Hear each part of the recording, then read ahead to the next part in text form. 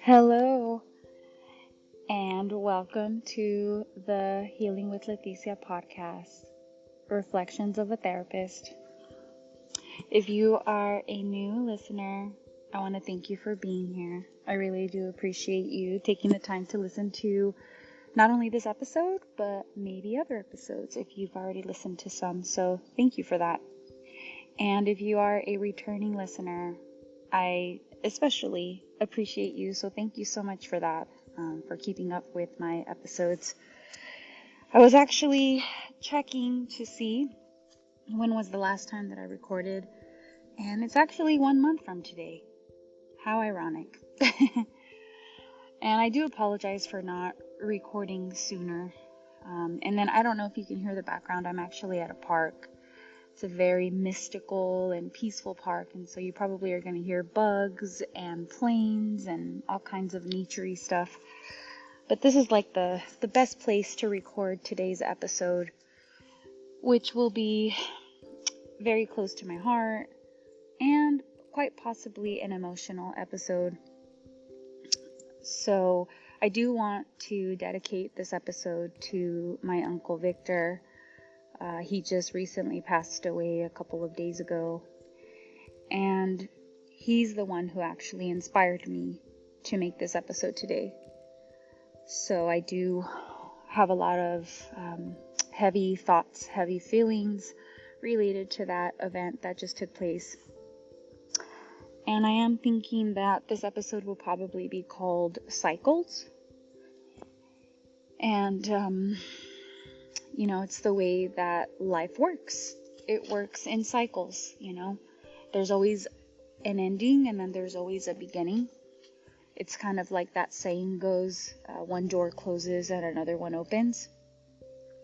So, I've been trying to allow myself to process and to grieve and to just feel whatever it is that comes up to the surface.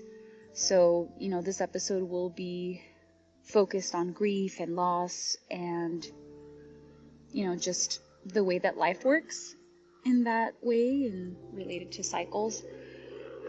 And, again, if you hear anything loud in the background, I do think that's a helicopter. Hopefully that's not too distracting. Anyhow, I forced myself to come for a walk, and I figured why not record while I'm here, since it's a really nice, peaceful location out here. Although the only thing is that there's like planes and helicopters flying by sometimes. So again, I apologize for that in advance. So anyways, I would like to think of myself as a very fortunate person that hasn't had very many people pass away. At least even like just closer people, even so, like a best friend or like a close family member, like a sister, mother, father, like along those relationships. I have had a grandfather pass away, which is actually my Uncle Victor's father. And it's kind of weird, but my grandpa, I believe his anniversary would have been the 24th of this month. And then my uncle's official passing it wasn't yesterday, it was the day before yesterday. So I think today's the 18th, so the 16th I think would be officially the date of when he passed. And I apologize, my throat is being weird. For those of you that are spiritual, to me that is like a throat chakra situation. So anyways, so related to my uncle, which, again, I do want to dedicate this episode to him, so I would like to share some things about him. And that might even be a way to honor him and his life, and more of a celebration of his life. The first thing that comes to my mind when it comes to my uncle is that he lived a life that was fun, sometimes what most people would consider maybe chaotic. Even as he got older, I think he was 65 when he passed away, and he did not look 65. He still partied and had fun and enjoyed life to the fullest. So that was something that not everybody could understand. But I think that now, after he passed away, looking back on that, I think that that was a very courageous and brave way to live your life, not caring what other people will think about what you're doing or what you're not doing, or if they agree or, dislike what you're doing. You still do what you want to do, like you live your life the way that you want to live it. And that was something that I did admire and still admire from his life, that he did whatever he wanted to do and he didn't care about other people's opinions. And that's something that I think mostly comes with age from what I hear anyways. I'm 38, so I'm talking about like probably like in your 40s or 50s or something like that. I hear that, from clients as well as like people that I know, that it comes with age, that you stop caring so much about people's opinions and even how you look and, just all the stuff, all the superficial stuff that we all think about on a daily basis for the most part. That comes with age. And so I am looking forward to that as time goes on, to just not care as much about what people think and say about you and your life. And I think that was a good role model that he brought into my life. And I think other people can now think back on that too, especially in my family that knew him, and even friends that are mourning him and posting, on social media memories from him. He was always a good time. He was always laughing. He had a really loud laugh. A friend of mine actually pointed out that we have the same smile, which is what I would call a Facundo smile, because that's like on my dad's side of the family. And I had never recognized that before. So it's actually kind of nice to think of that we have a similar smile. But anyhow, I am choosing to want to remember his life in a positive light. I think that lots of times when I talk to clients about grief and loss, from their loved ones, what stands out a lot is how their life ended and how they were not healthy or mobile anymore. And those are the things that I refuse to remember him by.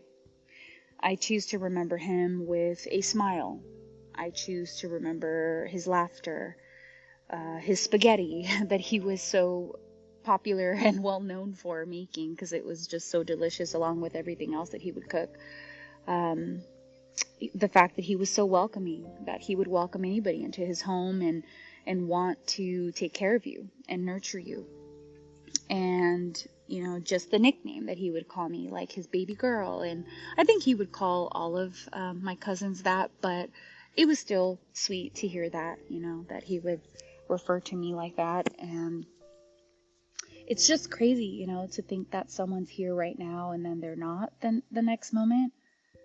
And, if there's anybody out there that relates to the loss of a close loved one, family member, friend, just anybody really that was just close to your heart, I mean, my heart goes out to you, and I think it's like when you finally experience it that you can really be even more compassionate towards people, because it really humbles you to be able to put yourself in someone else's shoes. And, like I said, I have already had a loss with my grandpa, but I don't know, for some reason, this is just different. And maybe it was just the fact that he wasn't that much older. Like when you lose a grandparent, they usually are around like maybe 80s or 90s if you get lucky to have them live that long. But you can justify that by, they had a long life and, they were already older and, life took its course. And so that's all stuff that makes more sense and leaves you with more of a peace of mind. But with my uncle, being 65, it just kind of felt like it came out of nowhere. From what I knew last, he was healthy and he was mobile and he was working and he was a hairdresser, and I think he was a hairdresser for like 30 plus years. I don't even know. It was a long time. He has many clients that right now are just like in distraught, like, wow, like what happened? I can't believe this, because nobody really saw this coming. So, he did have a stroke 10 years ago. And then recently, I'm still unclear about how this exactly happened, but he did have an accident where he did break his hip. So I think maybe after that recovery process was hard for him, because he was the type of person that needed to be up and about and, just busy body person, always having something to do and someone to see and all of that. And I don't know if maybe that took a toll on him, so anyhow, that eventually ended his life. And when family contacted me recently, I was very much in shock, like, wow, I can't believe that this is happening, and even receiving the news, that like officially he had passed on, because he was connected to machines, to be able to breathe. And I'm a very spiritual person. Like, I do believe in signs and synchronicities. And for me, I do get spirit animals that come to me that I can feel like it's someone who's visiting me, as far as like a lost loved one or like a spirit guide of some sort. And I think like after I got into Reiki, the spiritual work that I do with energy healing, I was able to start connecting more to like nature and animals and things like that. So I want to say it was probably like 2 days before they officially disconnected him that I saw a dove come to me in my window. And I felt intuitively that that was my uncle coming to say that he had already passed on, even though his body was still connected, but he was, basically brain dead. And so, once that happens, you're not really in your body anymore, like your body's not really functioning together with your brain anymore. And so that, to me, I considered that he was no longer really in his body anymore. And that to me was my confirmation that he was coming to visit me. So anyhow, this is not what I want to remember about him. It's just the stuff that's painful to remember when you lose a loved one, like how it happened, and just the sad stuff at the end. But if there's anything that I want anyone to maybe take from this episode, is that, first of all, life is very short, too short, where sometimes we don't realize that when we are focused on the unimportant day-to-day stuff, like being unhappy with how something turns out or not having control over something or someone.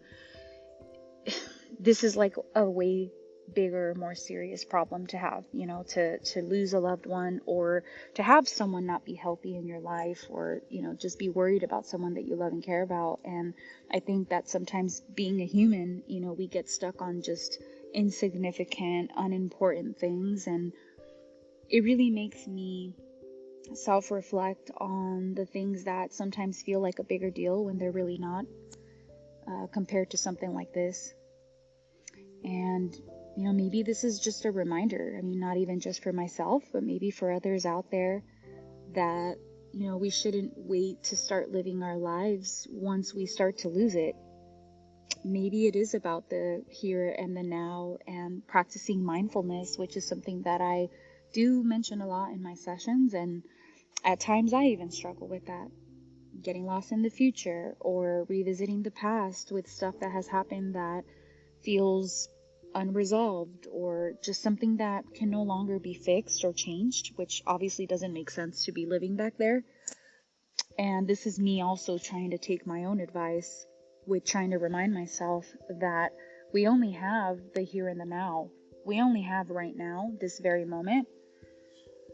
And there's times where we're getting lost in the future about things that may or may not even ever happen. Maybe we won't make it that far to the future, and that's kind of a, what would be the description of what I'm trying to say? I want to say gruesome. There's another word that I'm thinking of right now that would describe that, but it's kind of, it's one of like the more harsher ways of reminding ourselves that, why are we so lost in the future?